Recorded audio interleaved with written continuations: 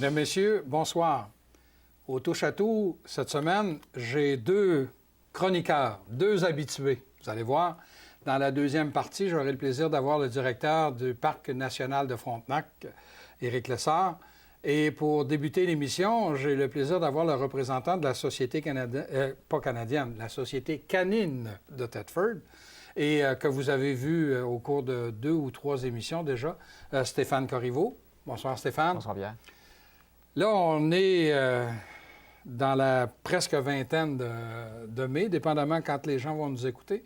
En fin de semaine prochaine, là, les 23-24, c'est votre grosse fin de semaine, là, vous autres, hein? Oui, c'est la grosse fin de semaine. C'est l'exposition canine de Thetford qui a eu lieu tous les ans au centre Mario-Gosselin. Ça fait combien d'années qu'il y en a une? Tu dis à tous les ans? Là? De mémoire, ça fait quasiment au-dessus d'une trentaine d'années. Une trentaine d'années? Ah, ouais. Mon Dieu, oui. OK. Alors, cette exposition, quand on dit exposition canine, qu'est-ce que ça veut dire, ça? Qu'est-ce que ça représente, là? OK. Pour un profane comme moi qui n'a pas de chien. OK. L'exposition canine, que ça représente, nous autres ici à Thetford-Mine, c'est 4 concours toute la fin de semaine. Il y a 4 concours en conformation, 4 concours en obéissance. OK. Tu m'as déjà expliqué c'était quoi la conformation, mais je peux-tu te redemander? Oui. La conformation, c'est un jugement qui est fait par un juge par rapport à chacun des chiens selon un standard de chaque race. Ça veut dire que chaque race est séparée en 7 groupes. Ah, mon Dieu! Ça veut dire que tu as le groupe 1, groupe 2. Exemple, le groupe 2, c'est le groupe des chiens courants, ou en anglais, on appelle ça des hounds. Ça veut dire tout ce qui s'appelle des bessets. Des bloodhounds, des Saint-Hubert, ils vont être dans cette classe-là. Exemple, le groupe 7, ça, c'est les chiens de berger. Fait que chaque classe, chaque chien est jugé selon sa race, qui est regroupé dans un groupe, puis c'est le meilleur de ce groupe-là qui va sortir. Fait qu'à la fin, pour savoir lequel des meilleurs chiens, les plus beaux chiens qui sont en conformation, bien, tu vas avoir 7 chiens dans le ring, ce qu'on appelle en langage du monde des compétitions, on appelle ça le best in show. OK. Alors, autrement dit, en bout de ligne, il va avoir le meilleur chien de toute la compétition. Oui, de la compétition, parce que c'est comme 4 compétitions dans la même fin de semaine. OK. Mais là, tu me dis, ça, c'est conformation. Ça, c'est conformation. Est-ce que ça veut dire, ça, si le chien est bien bâti ou quelque chose de même? Il faut que selon le standard. Il y a des standards de qualité? Il y a des standards de race de chien. Exemple, les oreilles longues ou courtes? Ça peut être le port d'oreille, ça peut être la tête, son ossature, sa structure, la manière que le chien court, la manière que les pattes de l'avant sont, les pattes arrière sont, tout dans son ensemble global. Tu as dit de la manière que le chien court. Oui. On voit à la télévision, là, il y a des compétitions canines, j'appellerais ça comme ça. Puis là, tu vois le chien qui passe, là, puis qui rentre dans un... Est-ce que c'est ça qu'on va voir? Non, là? ça, vous avez... Ah non, c'est pas ça, là. Non, pas à Thetford-Mine, parce que ça, c'est des compétitions d'agilité. Ah, ça, c'est agilité. Ça, c'est agilité. L'agilité, ça prend un grand terrain. Nous, à Thetford, vu que c'est dans l'aréna, mais on n'a pas d'espace pour ça. OK. Fait que la conformation, c'est vraiment la ossature, la structure du chien. Puis aussi, on va avoir 4 compétitions d'obéissance. Même principe, tu vois, ta conformation, tu as deux enceintes de conformation, puis on va avoir une enceinte d'obéissance. L'enceinte d'obéissance, elle, c'est séparée en différents groupes. Tu vas avoir du pré-novice, tu vas avoir du novice, en anglais, ils appellent ça CDX, là, puis tu vas avoir l'utilité. Mais que ça, c'est vraiment des compétitions d'obéissance. Ils sont jugés aussi, mais par rapport à la manière que le chien va travailler avec son maître. Le maître et le chien font partie d'une équipe même. OK. Autrement dit, le maître arrive et il dit au chien, assis-toi. Il s'assoit. Il va s'asseoir. Lève-toi. Il va marcher. Marcher. C'est Mais ça. c'est ce genre de cours que tu donnes, oui, toi, c'est le genre parce de qu'on cours a que je déjà vais parlé. Là. donner. Oui, OK. Alors ça, c'est des concours d'obéissance. D'obéissance. À savoir jusqu'à quel point le chien et le maître ne font qu'un. Oui, c'est en plein ça, parce que les deux sont jugés. Dans le jugement, ou comparativement à la conformation, on sait que c'est seulement le chien qui est jugé, puis une partie aussi, on appelle ça le manieur, parce que le manieur, il y a certains points qui sont accordés au sous-manieur quand il présente son chien. En obéissance, c'est vraiment les deux. C'est le chien plus le maître. Parce que souvent, si le maître fait une erreur, bien, ça va causer une erreur aussi sur le chien. Fait que c'est pour ça, des fois, quand ils finissent le pointage, et en obéissance, pour savoir si ton chien gagne, il faut qu'il y ait un pointage de 170 sur 200. Hey, c'est 85 ça? 85 pour passer. Oh, ben là, Puis après ça, bien souvent, il va y avoir des rubans, exemple, il va y avoir des rubans pour tous les gagnants. Mais les 3 premiers ou le premier, bien, il va y avoir un prix. Ah, bon, OK. C'est quoi le prix? Le prix, ben, comme là, cette année, le plus haut pointage de chacune des compétitions, c'est une poche moulée donnée par un commanditaire. Ah, bon, OK. Ouais, parfait. Il y a aussi, là, tu viens de me parler de la conformation. Obéissance. Puis je lisais dans ton communiqué, test de bon voisin Bon voisin canin. Qu'est-ce que ça veut dire, ça? Le test de bon voisin canin, ça, c'est une compétition comme, on peut le dire une compétition comme amicale. C'est jugé, c'est 12 étapes que le chien doit passer. C'est tous les chiens qui sont enregistrés ou pas qui peuvent être là. Monsieur, madame, tout le monde qui a un chien, que son chien, il veut essayer de voir, il est bon de passer le bon voisin canin. C'est des différentes étapes. Dans les étapes qu'il y a, c'est que le chien est toujours en laisse. Le chien va avoir à rencontrer du monde avec une poussette, rencontrer un autre chien, voir comment il va se placer tout. Ah. Puis comment se positionner, mettons, il va arriver devant l'autre chien, mais s'il s'il veut le manger ou le japper, ben il passe pas le test de mon voisin. Okay. Et si le chien s'assoit, il regarde l'autre chien sans rien faire d'autre, ça va passer, c'est bien correct. Puis aussi, s'il se laisse prendre par quelqu'un d'autre, puis le maître s'en va, puis qu'il revient, puis que le chien n'a rien fait, même s'il est juste au bout de la liste, mais qu'il pleure pas, qu'il jappe pas, il va passer son test de bon voisin canin. Ah bon. Est-ce que les gens qui vont... Bon, je vais commencer la première question. Oui. Qui c'est qui peut participer?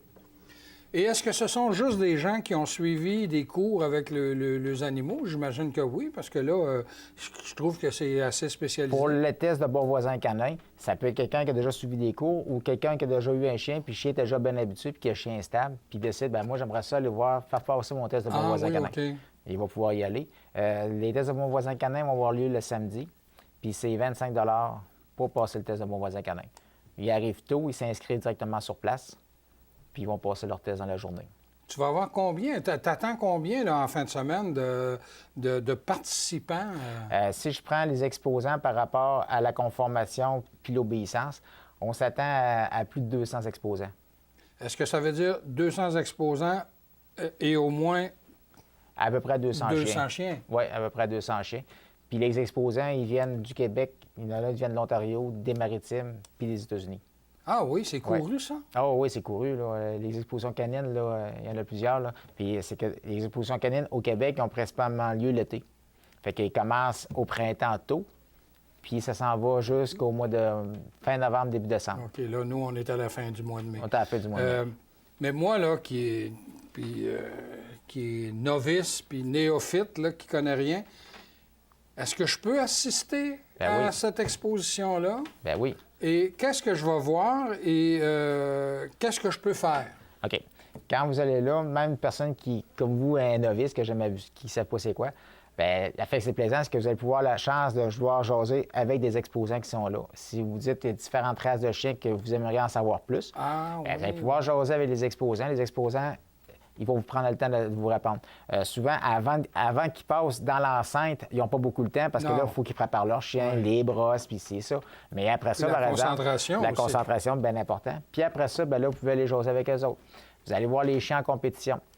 Comment ils présentent leur chien, comment ils positionnent leur chien quand ils font de la conformation. Après ça, vous avez ceux-là en obéissance. Voir les chiens aller en obéissance, c'était très intéressant parce que tu vois la complicité, le maître chien. Puis des fois, juste la manière que la personne elle va juste tasser les épaules, puis le chien va se repositionner tout de suite. Il y a beaucoup de travail là-dessus, là, puis tu vois les résultats du travail là, avec le chien. Là. Mais ça va me coûter combien pour aller... C'est 5 l'entrée. Ah, 5 pour le visiteur? Pour le visiteur. Puis les enfants de 12 ans et moins, c'est gratuit, accompagné d'un adulte. OK. Mais, et tu me disais tout à l'heure là, que pour faire le test du bon voisin canin, c'était 25 C'était 25 Est-ce que c'est 25 pour les autres aussi, conformation puis obéissance? Non, bien, conformation, obéissance, eux autres sont déjà inscrits.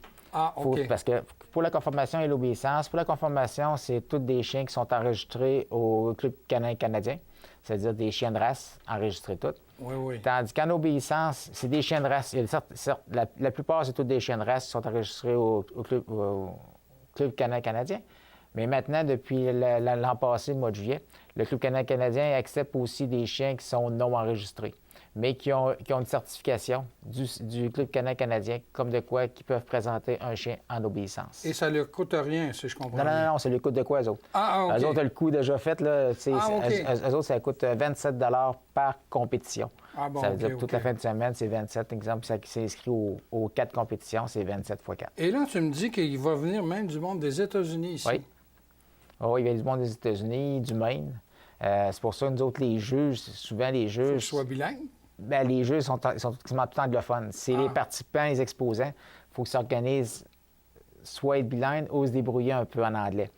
Mais à chaque enceinte, tu as les juges, puis tu as une personne, on appelle ça un aide pour le juge. En anglais, on appelle ça, en monde canon, on appelle ça un ring steward. Le ring steward, lui, il est bilingue.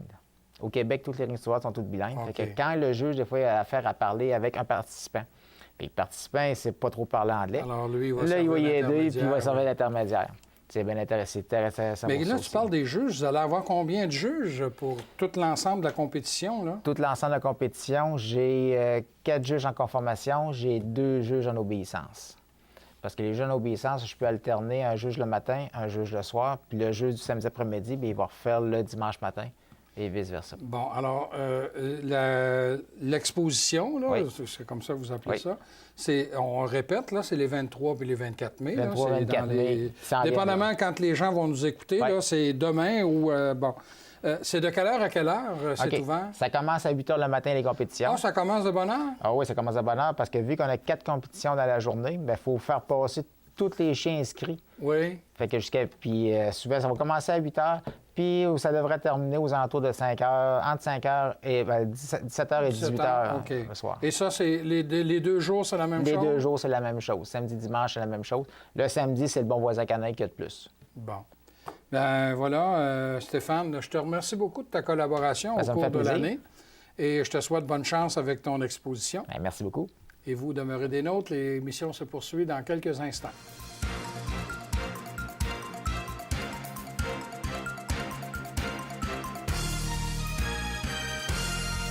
Tel que promis, au début de l'émission, j'ai le plaisir d'avoir à mes côtés le directeur du Parc national de Frontenac, Éric Lessard. Éric, bonsoir. Bonsoir, Pierre. C'est ta 3e visite. Ben oui, déjà. La première fois, tu nous as parlé un peu, tu nous as fait l'historique des parcs.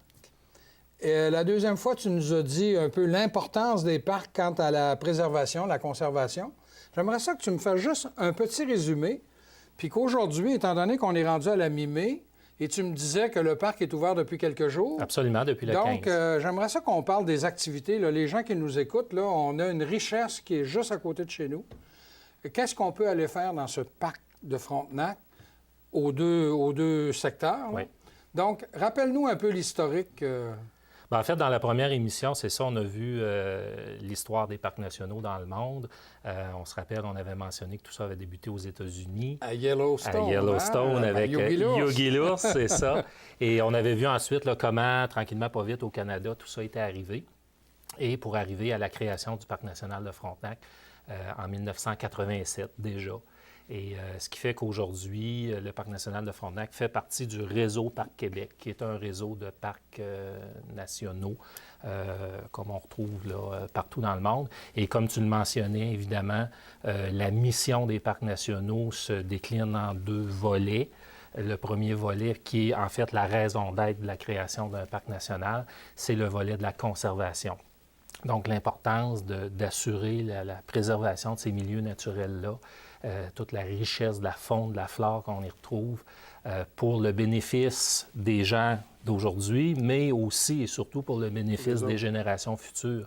Donc, la création d'un parc national vient donner l'assurance à notre société, à la collectivité, que ces magnifiques territoires-là, il y a au-dessus d'une 20aine de parcs au Québec, là, bien, que ça va rester comme ça, préservé comme ça pour les générations futures. Donc ça, c'est, comme tu disais, le premier volet de la mission.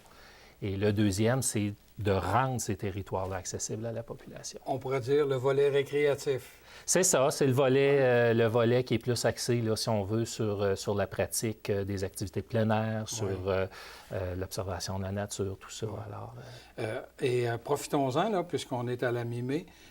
Bon, le parc de Frontenac on dit 2 grands secteurs. Hein? Il y a le secteur Saint-Daniel. Oui. Bien, il y en a même 3. Il y a Oui, il y en a 3, il ne Sainte-Praxède. faut pas l'oublier. Oui, c'est vrai. Alors, Saint-Daniel, Sainte-Praxède et le secteur de Lambton. Oui. Alors, ça fait grand, là. De toute façon, la richesse qu'on a dans le centre, là, le grand Absolument. lac Saint-François, c'est Absolument. une richesse extraordinaire. Ça. En fait, le parc, il fait 155 km². Je dis souvent, c'est le plus grand des petits parcs et le plus petit des grands parcs. Il y en a des beaucoup plus grands, si on parle comme Tremblant, par exemple, ou le Parc national de la Gaspésie. Mais il reste que c'est quand même une bonne superficie. Puis effectivement, ce qui caractérise beaucoup ce parc-là, le Parc national de Frontenac, c'est la présence du Grand lac Saint-François. On a au secteur Saint-Daniel une magnifique tourbière, on en avait parlé, je pense, à la dernière émission. Et au secteur sud, c'est un milieu qui est plus forestier, avec des collines, des marais, des ruisseaux, des petits lacs à l'intérieur du... Oui, puis des chalets. Puis il y a des chalets. Oui. Parce que souvent, les gens associent le Parc national de Frontenac seulement au Grand lac Saint-François, mais il y a c'est pas vrai, plusieurs non? autres petits lacs dans le parc. Donc, allons-y sur le plan récréatif. Là. Parfait. Les gens, à partir de maintenant, Oui. qu'est-ce qu'ils peuvent faire au parc de Frontenac? Et je pense qu'ils peuvent marcher, ils peuvent faire du vélo. Oui. Il y a, on parle du lac, donc il doit y avoir des Ouais. activités aquatiques. Absolument. En Bon. fait, on parle souvent de nos 3 types de randonnées, Ah bon? à pied, à vélo, en canot. Donc, on peut évidemment faire de la randonnée pédestre au parc. On a 35 km de sentiers pédestres aménagés à l'intérieur du parc. Ah oui? Et Dans quel secteur? Dans les deux secteurs? Dans les deux C'est-à-dire secteurs. Dans les deux secteurs. Les ouais, deux plus grands, là. C'est ça. C'est 35 km cumulatifs. Là. Et là-dedans, bien, c'est sûr, il y a des petits sentiers, puis il y en a des plus longs. Il y en a qui sont, j'aime pas le mot ordinaire, là, mais plus conventionnels. Puis il y en a d'autres qui présentent vraiment des intérêts très, très particuliers, dont le sentier de la Tourbière au secteur Saint-Daniel, oui. que les gens connaissent bien généralement. Et lui, il y a un beau trottoir, là. Il y a un magnifique trottoir de bois. On peut y aller avec une poussette, avec un tout petit Oui. bébé dans une poussette. Puis avec les indications, c'est clair, c'est bien. Absolument. Puis il y a des choses vraiment intéressantes à Oui. voir là. On a des belvédères d'observation, des tours sur lesquelles on peut monter pour avoir une vue de la tourbière. Il y a des plantes carnivores. Alors, c'est vraiment intéressant. Puis au secteur sud, on a un sentier aussi qui est un sentier un petit peu plus long. On parle d'une dizaine de kilomètres, qui va nous mener au sommet d'une colline qui est à peu près à 300 mètres d'altitude. Et quand on est en haut de cette colline-là, ça s'appelle le sentier Le Massif de Winslow. Quand on est en haut de cette colline-là, on a une vue là, sur tout le secteur sud du parc. On voit le mont Hatstock au loin. On voit le Grand lac Saint-François, le lac à Barbu, le lac des Îles. On voit la municipalité de Lambton. Ah oui. Alors, c'est vraiment un sentier qui est récent. Ça fait 2 ans qu'on a inauguré ce sentier-là. Et c'est ça. Il y a des bouts où on marche, on longe le lac. Après ça, on arrive en haut de la colline. Puis, donc, au niveau de la randonnée pédestre, c'est quand même très, très intéressant. Ça, c'est à pied. Oui. Maintenant, à vélo. À vélo, on a deux pistes cyclables dans le parc, une dans chacun des secteurs. Si on commence avec le secteur Saint-Daniel, c'est la piste cyclable qu'on appelle le littoral. Donc, c'est une piste cyclable qui débute à l'entrée du secteur. Quand les gens arrivent à l'accueil, ils peuvent se stationner là et tout de suite prendre la piste cyclable. Et là, ils vont pouvoir se rendre jusqu'à l'autre bout du secteur et ils vont longer tout le long le Grand lac Saint-François. Et ce qu'il y a de particulier avec cette piste cyclable-là, c'est qu'on a 5 ou 6 accès où les gens peuvent arrêter en vélo. On a des supports à vélo, ils mettent leur vélo là, une belle table à pique-nique, et là, on est au bord de l'eau. Fait que les gens qui n'ont pas de chalet, là, puis qui aimeraient ça... de la richesse de l'eau, hein? Ben voilà, c'est possible d'aller pique-niquer là, sur une belle table à pique-nique au bord du Grand lac Saint-François. Donc, c'est vraiment intéressant. Et au secteur sud, il y a 2-3 ans, on a inauguré là aussi une piste cyclable qui, elle, est en milieu forestier. Mais c'est vraiment intéressant, ça aussi. Et ça part là aussi de l'entrée du secteur et ça nous amène jusqu'au camping de la Baie-Sauvage, au cœur de la Baie-Sauvage, où là, on a des tables à pique-nique, un bloc de jeu pour les enfants. Fait que c'est des sentiers qui font, c'est pas très long, là, on parle de 7-8 km chacun. Ah, c'est oui. sûr qu'il faut les faire aller-retour Oui. parce que c'est pas des bouts. Est-ce que c'est coûteux un peu? Celui ou... de Saint-Daniel avec les enfants se fait très bien parce qu'il longe le lac. Ben Donc, oui, par c'est définition, OK, il n'y a pas oui. de côte.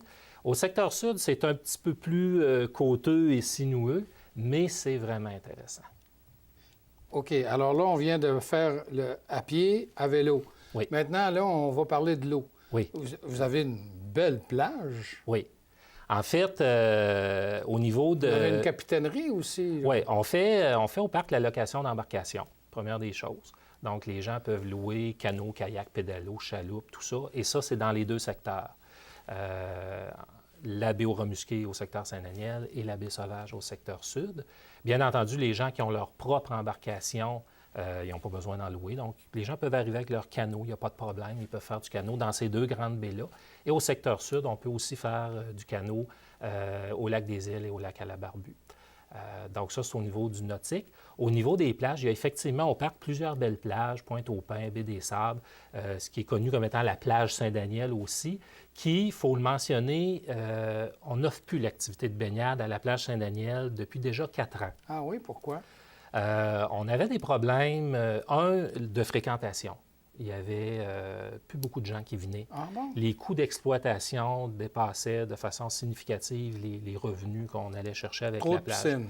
Trop de piscines, je pense, dans la région. Personnel. Et à la décharge des gens aussi, parce que ce qu'il faut dire, c'est qu'on avait des problèmes aussi.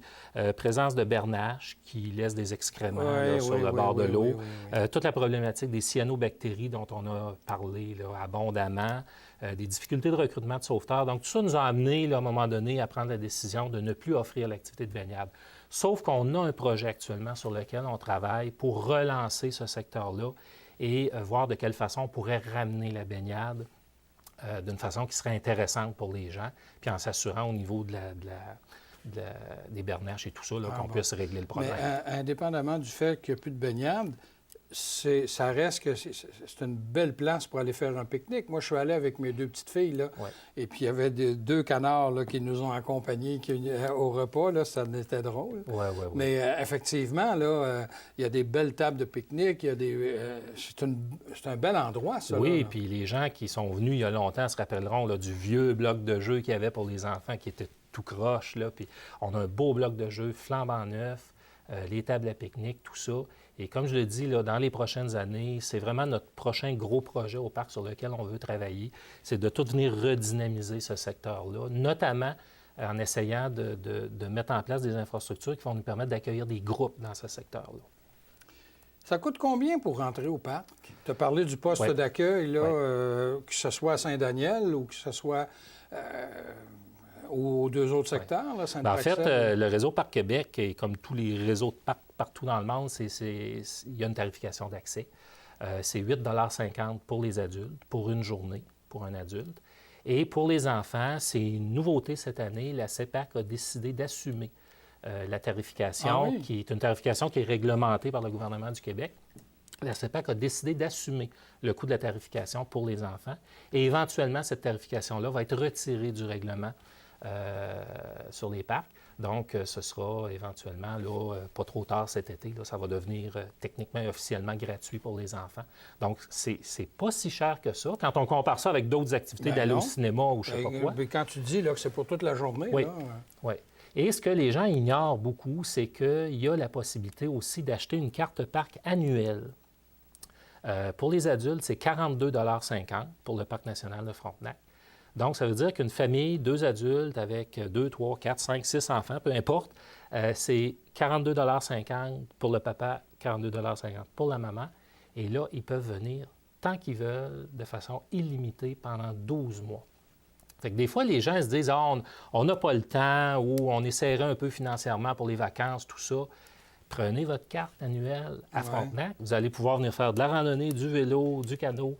On n'a pas parlé de camping encore, là. Non. Il faut en parler, parce que là, William me fait signe là, que le temps file. Oui. Donc, sur le bord du lac, dans le secteur Saint-Daniel, vous avez des espaces de camping, hein? Oui, en fait, dans les deux secteurs, les deux? Oui, on a à peu près une centaine d'emplacements de camping aménagés dans les deux secteurs. Ça, c'est populaire, hein?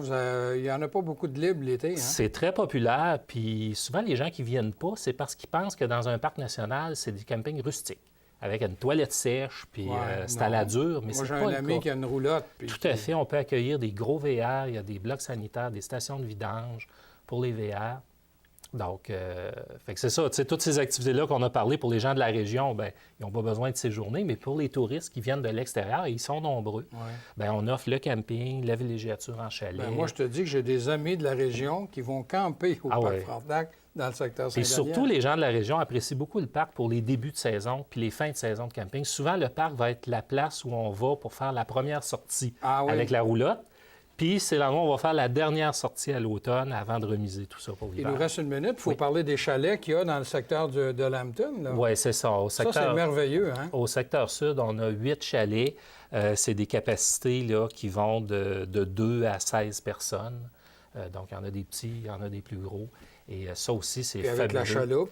On a la chaloupe, puis c'est des chalets qui sont tous isolés les uns des autres. On est sur le bord d'un lac, puis je vous jure, là, on croirait qu'on est dans le fin fond du Nord, moi, je suis allé. alors qu'on est à 40 minutes de Thetford. Là. Ah, c'est merveilleux. C'est dépaysant, mais c'est extraordinaire. Tout à fait. Les gens ont une chaloupe, un canot, puis ils peuvent se procurer un permis pour pêcher aussi sur le lac. Alors, on a beaucoup, beaucoup de gens qui fréquentent les chalets. Bien, merci beaucoup, Éric, et de ta participation au cours de 3 émissions. Ça a été très apprécié. Et vous, bien, je vous invite à nous revenir la semaine prochaine. Et je peux même vous dire déjà que j'aurai le plaisir de recevoir le directeur général du Cégep, M. Robert Rousseau, qui va venir nous faire le bilan de la dernière année et les perspectives à venir pour la prochaine année. Au revoir.